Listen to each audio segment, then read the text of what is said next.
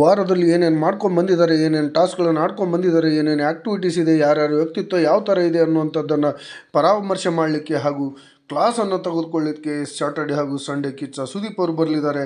ಅದರಲ್ಲಿ ಎಲ್ರಿಗೂ ಟ್ಯೂಷನ್ಗಳು ಇರುತ್ತೆ, ಕ್ಲಾಸ್ ಇರುತ್ತೆ. ಸಖತ್ತಾಗಿ ಅವರ ಇಮೇಜನ್ನು ಡ್ಯಾಮೇಜು ಮಾಡ್ತಾರೆ. ವ್ಯಕ್ತಿತ್ವ ಚೆನ್ನಾಗಿರೋರ ಇಮೇಜನ್ನು ಬೆಳೆಸ್ತಾರೆ ಅನ್ನುವಂಥ ಒಂದು ಕಾನ್ಸೆಪ್ಟ್ ಮೇಲೆ ಇವತ್ತು ಸಂಜೆಗೆ ಬರ್ತಾ ಇದ್ದಾರೆ. ಅದರಲ್ಲಿ ಬ್ಲೂ ಟೀಮ್ ಹಾಗೂ ರೆಡ್ ಟೀಮ್ ಎನ್ನುವಂಥ ಎರಡು ಟೀಮ್ಗಳು ಮಾಡಿಕೊಂಡು ಬಿಗ್ ಬಾಸ್ನಲ್ಲಿ ಆಟಗಳನ್ನು ಆಡ್ತಾಯಿದ್ರು. ಅದರಲ್ಲಿ ಅಶ್ವಿನಿ ಗೌಡರವರ ಬಾಯಿ ಬಹಳ ಜಾಸ್ತಿ ಇತ್ತು ಈ ವಾರದಲ್ಲಿ. ಅವರು ಗಿಲ್ಲಿ ನಟ ಜೊತೆ ಆಗಲಿ, ರಘು ಅವ್ರ ಜೊತೆ ಆಗಲಿ ದೊಡ್ಡ ಮಟ್ಟದ ಕಿರಿಕ್ಗಳನ್ನು ಮಾರಿಕೊಂಡು ದೊಡ್ಡ ಮಟ್ಟದ ವಾದ ವಿವಾದಗಳನ್ನು ಹುಟ್ಟಿಸಿದ್ಲು. ಅದರ ಜೊತೆಯಾಗಿ ಜಾನ್ವಿ ಅವರು ಕೂಡ ಗಿಲ್ಲಿ ನಟನಿಗೆ ಸೊಂಟನೇ ಇಲ್ಲ, ಈ ಮನೆಯಲ್ಲಿದ್ದವರು ಯಾರು ಒಂಥರ ಮುಖ ಜೋತ್ ಬಿದ್ದವರು ಇರ್ತಾರೆ, ಸೂರಜ್ ಆಗಲಿ ಇನ್ನೊಬ್ಬರಾಗಲಿ ಅವರಲ್ಲಿ ತಾಕತ್ತೇ ಇಲ್ಲ ಅನ್ನುವಂಥ ಒಂದು ಈ ಹೆಣ್ಮಕ್ಳಿಗೆ ಅವಮಾನವಾಗುವ ರೀತಿಯಲ್ಲಿ ಮಾತಾಡಿರ್ತಾಳೆ. ಅದರ ಬಗ್ಗೆ ಇವತ್ತು ಕಿಚ್ಚ ಅವರು ಸಖತ್ತಾಗಿ ಕ್ಲಾಸ್ ತಗೊಳ್ಳುವಂಥ ಅವಕಾಶ ಇರುತ್ತೆ.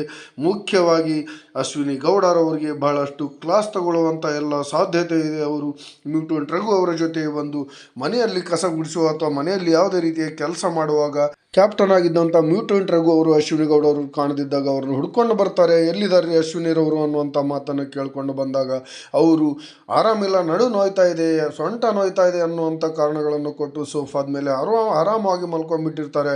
10 ನಿಮಿಷ ಬಿಟ್ಟು ಬರ್ತೀನಿ ಅನ್ನೋ ಮಾತು ಹೇಳಿದಾಗ 10 ನಿಮಿಷದಲ್ಲಿ ನಿಮ್ಮ ನಡು ನೋವು ಸೊಂಟ ನೋವು ಹೋಗ್ಬಿಡುತ್ತೇನಮ್ಮ, ಬಾ ಇಲ್ಲಿ ನೀ ಕೆಲಸ ಮಾಡಲ್ಲ ಬಿಡಲ್ಲ, ಸುಮ್ಮನೆ ಮಾತಾಡೋದು ಮಾತ್ರ ಗಲಾಟೆ ಜಗಳ ಮಾತ್ರ ಜೋರು ಮಾಡ್ತೀಯ, ಈ ಕೆಲಸಗಳು ಮಾತ್ರ ಏನು ಮಾಡಲ್ಲ ಅನ್ನುವಂಥ ಒಂದು ಮಾತು ಹೇಳಿದಾಗ ಜಿದ್ದಿ ಬೀಳುತ್ತೆ. ಹೋಗಲು ಬಾರಲು ಎನ್ನುವ ಮಟ್ಟಿಗೆ ಬೆಳೆದು ಬಿಡುತ್ತೆ.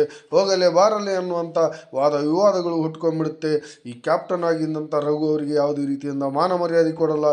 ಅವರು ಬಿಗ್ ಬಾಸ್ ಮುಂದೆ ಅಳಲನ್ನು ತೋಡ್ಕೊಳ್ತಾಳೆ. ಬಿಗ್ ಬಾಸ್ ನನಗೆ ಮನೆಗೆ ಕಳಿಸ್ಬಿಡಿ, ನಾನು ಇಲ್ಲಿ ಆಟ ಆಡೋಕ್ಕಾಗಲ್ಲ, ಇಲ್ಲಿ ಹೆಣ್ಮಕ್ಳಿಗೆ ಗೌರವ ಕೊಡ್ತಾ ಇಲ್ಲ, ಇಲ್ಲಿ ಮಾನ ಮರ್ಯಾದೆ ತೆಗಿತಾ ಇದ್ದಾರೆ, ಏಕವಚನದಲ್ಲಿ ಮಾತಾಡ್ತಾ ಇದ್ದಾರೆ, ಹಾಗಾಗಿ ನನಗೆ ಇಲ್ಲಿ ಆಡೋಕ್ಕಾಗಲ್ಲ, ಅವ್ರನ್ನ ಮ್ಯೂಟೆಂಟ್ ರಘು ಅವ್ರನ್ನ ಹೊರಗೆ ಕಳಿಸ್ಬಿಡಿ, ಇಲ್ಲಾಂದ್ರೆ ನನಗೆ ಹೊರಗೆ ಕಳಿಸ್ಬಿಡಿ, ನನಗೆ ಗೇಟ್ ತೆಗೆದುಬಿಡ್ರಿ, ಮನೆ ಗೇಟ್, ನಾನು ಹೊರಗೆ ಹೋಗ್ಬಿಡ್ತೀನಿ ಅನ್ನುವಂಥ ಒಂದು ಬೇಡಿಕೆಯನ್ನು ಇಟ್ಟಿರ್ತಾರೆ. ಆದರೆ ಬಿಗ್ ಬಾಸ್ನವರು ಮನೆಯನ್ನು ಬೀಗವನ್ನು ತೆಗೆಯದೆ ಇಟ್ಕೊಂಡಿರ್ತಾರೆ. ಆದರೆ ಇವತ್ತು ಎಲ್ಲ ರೀತಿಯಿಂದ ಆ ಅಮ್ಮನ ನಾಮಿನೇಷನನ್ನು ನೋಡಿಕೊಂಡು ಅತ್ಯಂತ ಕಳಪೆ ಬಾಟಮ್ನಲ್ಲಿರುವಂಥ ಅಶ್ವಿನಿ ಗೌಡರವ್ರನ್ನ ಮನೆಗೆ ಕಳಿಸುವಂಥ ವ್ಯವಸ್ಥೆ ಕೂಡ ಮಾಡ್ತಾರೆ ಅಂತಲೇ ಹೇಳ್ಬೋದು.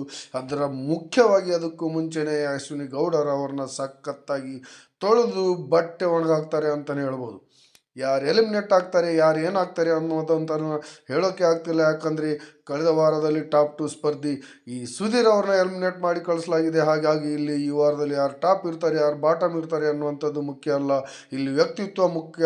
ಅವ್ರು ಹೇಗೆ ಸೈಲೆಂಟ್ ಇರ್ತಾರೆ, ಹೇಗೆ ಟಾಸ್ಕ್ಗಳನ್ನು ಆಡ್ತಾರೆ, ಹೇಗೆ ಸ್ಟ್ಯಾಂಡ್ ತಗೊಳ್ತಾರೆ ತಮ್ಮ ಚಟುವಟಿಕೆಗಳಿಗೆ, ತಮ್ಮ ಆ್ಯಕ್ಟಿವಿಟೀಸ್ಗೆ ಅನ್ನುವಂಥದ್ದನ್ನು ಇಲ್ಲಿ ಕಿಚ್ಚ ಸುದೀಪ್ ಅವರು ನೋಡಿದ್ದಾರೆ. ನಂಬರ್ 1 ಇದ್ರೇನು, ನಂಬರ್ 2 ಇದ್ರೇನು, ಎಕ್ಸ್ಪೆಕ್ಟೆಡ್ ಅನ್ಎಕ್ಸ್ಪೆಕ್ಟೆಡ್ ಅನ್ನುವಂಥ ಒಂದು ಕಾನ್ಸೆಪ್ಟ್ನೊಂದಿಗೆ ಈ ಸಾರಿ ಬಂದಿರುವಂಥ ಬಿಗ್ ಬಾಸ್ನಲ್ಲಿ ಟಾಪ್ 1 ಟಾಪ್ 2 ಸಂಬಂಧ ಇಲ್ಲ. ವ್ಯಕ್ತಿತ್ವಗಳನ್ನು ಅಳೆದು ತೂಗಿ ನೋಡಿ ಕೊನೆಯಲ್ಲಿ ಈ ಮೇಕರ್ಸ್ ಟೀಮ್ ಇದೆ ಒಂದು ಬಿಗ್ ಬಾಸ್ನಲ್ಲಿ, ಪ್ರೊಡಕ್ಷನ್ ಟೀಮ್, ಅವರು ಏನು ಮಾಡಬೇಕು ಅನ್ನೋವಂಥದ್ದನ್ನು ನಿರ್ಧಾರ ಮಾಡಲಿದ್ದಾರೆ.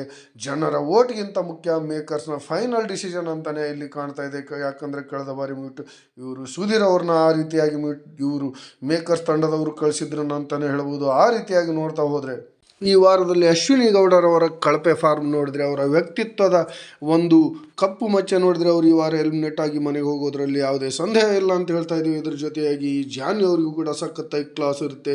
ಮುಖ್ಯವಾಗಿ ಅಶ್ವಿನಿ ಗೌಡರಂತೂ ಯಾರಿಗೆ ಮರ್ಯಾದೆ ಕೊಳ್ಳಿಲ್ಲಮ್ಮ, ಯಾರ ಹೆಣ್ಮಕ್ಳ ಮಾನ ತೆಗೆದಿದ್ದಾರೆ, ಯಾರು ತೆಗೆದಿದ್ದಾರೆ, ನೀನು ಏನು ಮಾತಾಡ್ತಾ ಇದೆಯಾ ಅನ್ನುವಂಥ ಕಾರಣಗಳನ್ನು ಸಖತ್ತಾಗಿ ಜೋರಾಗಿ ಇವತ್ತು ಕಿಚ್ಚ ಸುದೀಪ್ ಅವರು ಅಶ್ವಿನಿ ಗೌಡರ ಮೇಲೆ ಹೇರ್ಕೊಂಡು ಕ್ಲಾಸ್ ತಗೊಳ್ತಾ ಇದ್ದಾರೆ. ಅದಕ್ಕೆ ಕಕ್ಕ ಬಿಕ್ಕಿಯಾಗಿರುವ ಅಶ್ವಿನಿ ಗೌಡರವರು ಬಾಯಿ ಮುಚ್ಕೊಂಡು ಕೊಡುವಂಥ ಪರಿಸ್ಥಿತಿ ಬಂದುಬಿಟ್ಟಿದೆ. ಈ ಅಮ್ಮಗೆ ಎಲ್ಲರೂ ಮೇಡಮ್ ಹೇಳಬೇಕಂತೆ, ಕಣ್ಣಿಗೆ ಕಣ್ಣಿಟ್ಟು ನೋಡಿ ಮಾತಾಡಬೇಕಂತೆ, ಎಲ್ಲರೂ ಅಮ್ಮನ ಅಂಡ್ರನಲ್ಲೇ ಇರಬೇಕಂತೆ. ಇಂಥ ಗೈಯಾಳಿ, ಇಂಥ ಬಾಯಿ ಬಿಡುಕಿ, ಇಂಥ ರೌಡಿಸಮ್, ಇಂತಹ ಕಸಡ ಆಟ ಆಡ್ತಿರುವಂತಹ ಈ ಅಶ್ವಿನಿ ಗೌಡ ಹಾಗೂ ಜಾನ್ವಿ ಅವರು ಕ್ಲೋಸ್ ಫ್ರೆಂಡ್ಸ್. ಅದರಲ್ಲಿ ಒಂದೇ ಟೀಮ್ನಲ್ಲಿ ಸ್ಟಾರ್ಟಿಂಗಲ್ಲಿ 1-20 ಆಗಿ ಬಂದವರು ಈ ಸಾರಿ 1-20 ಆಗಿ ಎಲ್ಲ ಜಂಟಿಯಾಗಿ ಮನೆಗೆ ಹೋಗುವಂಥ ಎಲ್ಲ ಅವಕಾಶ ಇದೆ ಅಂತಲೇ ಹೇಳ್ಬೋದು. ಯಾರಿಗೆ ಕಳಪೆ ಕೊಡ್ತಾರೆ ಈ ವಾರ, ಯಾರಿಗೆ ಶಬಾಸ್ ಕೊಡ್ತಾರೆ, ಯಾರಿಗೆ ಕಿಚ್ಚನ ಚಪ್ಪಾಳೆ ಸಿಗುತ್ತೆ ಅನ್ನುವಂಥದ್ದನ್ನು ನಾವು ಕಾದು ನೋಡಬೇಕಾಗಿದೆ. ಆ ರೀತಿಯಲ್ಲಿ ನೋಡ್ತಾ ಹೋದರೆ ಈ ವಾರದಲ್ಲಿ ರಘು ಅವರಿಗೆ ಕಿಚ್ಚನ ಚಪ್ಪಾಳೆ ಸಿಗುವಂಥ ಸಾಧ್ಯತೆ ಇದೆ, ಅಥವಾ ಈ ಗಿಲ್ಲಿ ನಟರಿಗೆ ಕಿಚ್ಚನ ಚಪ್ಪಾಳೆ ಸಿಗುವಂಥ ಸಾಧ್ಯತೆ ಇದೆ.